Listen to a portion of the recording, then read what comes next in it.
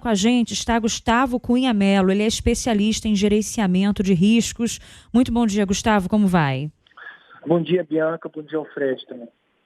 Gustavo, a gente vendo de fora, né, depois que já aconteceu e com imagens do alto, especialmente, que foram feitas, aquele pedregulho enorme, né, aquele maciço, ele não dava nenhum indicativo que poderia cair sobre aquelas casas. O que você, como especialista, com experiência nessa área, tem a analisar depois dessa tragédia?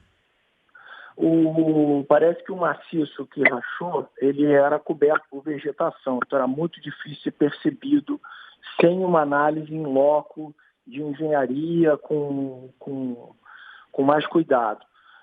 Agora, a sociedade, estou falando até a imprensa de uma forma geral, está caindo num, vou chamar de truque ou disfarce linguístico, que algumas pessoas estão dando para tirar a atenção da raiz do problema e dar alguma justificativa.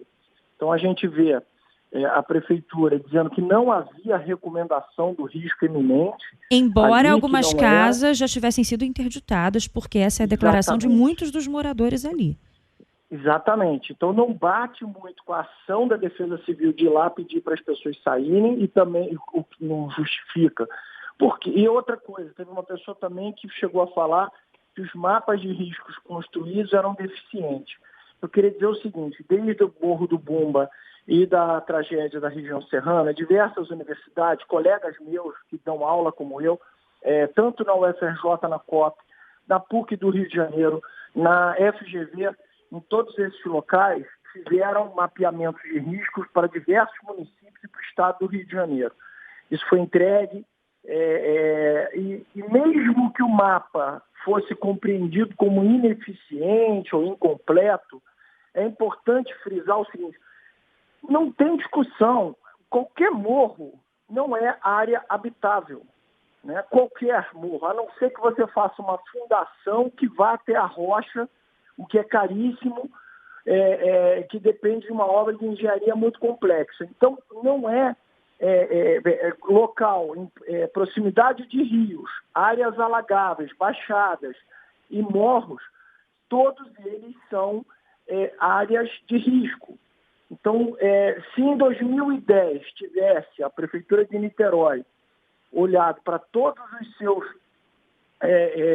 morros que estão com comunidades, ou mesmo que sejam condomínios de classe alta, não importa, são áreas de risco. Então, algo tem que ser feito ali.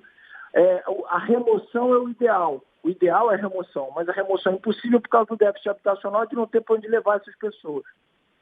Então, a outra saída seriam saídas paliativas, que seriam o aluguel social e a sirene. Uhum.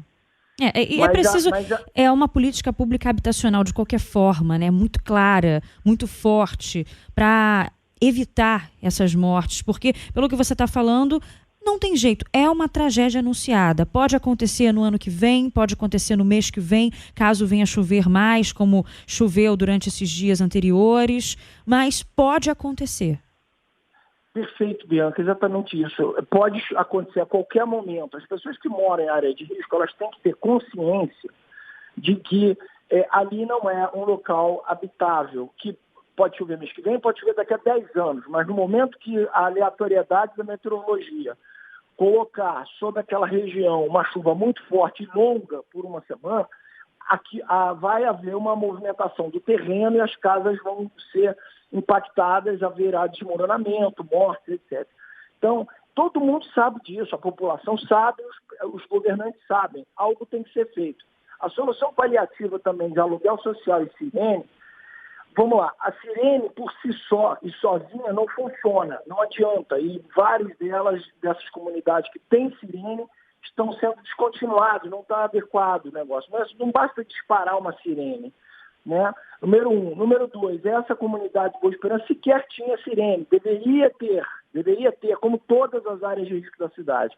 Agora, a sirene é só um ícone de um projeto muito maior, que é a construção de uma NUDEC local. A NUDEC, o que é NUDEC? É Núcleo Descentralizado de Defesa Civil.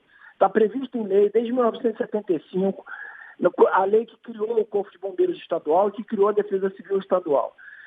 Por que descentralizar? Porque o bombeiro não tem, quando acontece uma tragédia sobre a cidade toda, sobre o município inteiro, atender a todas as áreas ao mesmo tempo. Então ele cria esses núcleos como se faz numa indústria. Qualquer indústria tem uma brigada de incêndio, são pessoas treinadas para defender aquela situação enquanto o bombeiro não chega. Então essas pessoas seriam da própria comunidade, elas têm que receber treinamento anual, não basta ir lá treinar uma vez e abandonar as pessoas. Ela todo ano tem que ter reciclagem, tem que ter um plano de emergência, ou seja, não adianta chegar a bater na casa de uma senhora, como eu vi em entrevista esse final de semana, mandaram eu sair para onde? As pessoas idosas, crianças, vão para a chuva, vão ficar na chuva, na rua?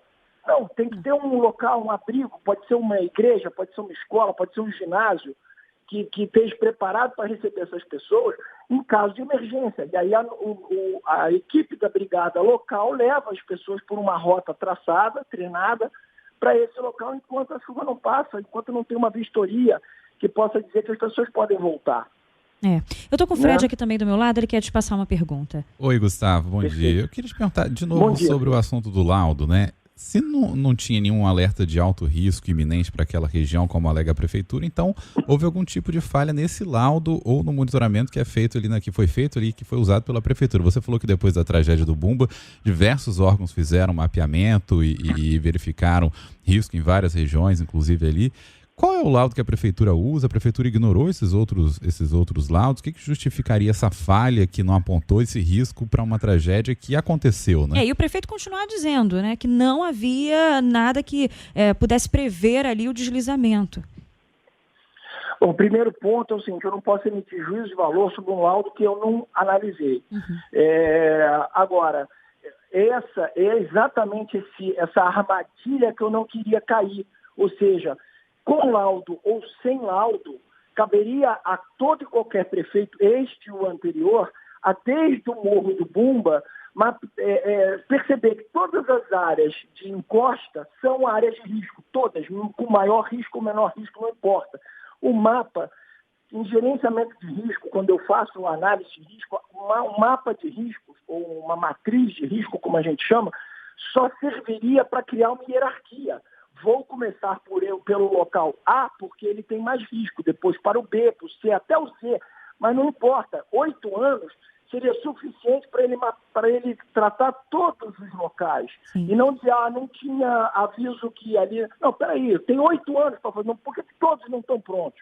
E outra coisa, ele tira a atenção desse problema que deveria ter sido tratado para jogar a culpa no mapa de risco, para tirar da responsabilidade do governante. E a outra pergunta que deveria ser feita, tá bom, então o mapa apontava quais eram os principais locais de risco que esse mapa apontava? E o que foi feito nesses locais? E as pessoas não estão mais morando nessas áreas, né? Será que as pessoas já foram retiradas dessas áreas? Sim, aí a gente precisa agora ir a campo e realmente investigar isso mesmo. Gustavo, muito obrigada pela análise aqui, por contribuir com o ouvinte do CBN Rio, com informações tão claras, tão transparentes. Um abraço. Eu que agradeço, um abraço a vocês. Esse Gustavo Cunha Mello, especialista em gerenciamento de risco. Daqui a pouquinho a gente comenta um pouco mais o que disse o especialista.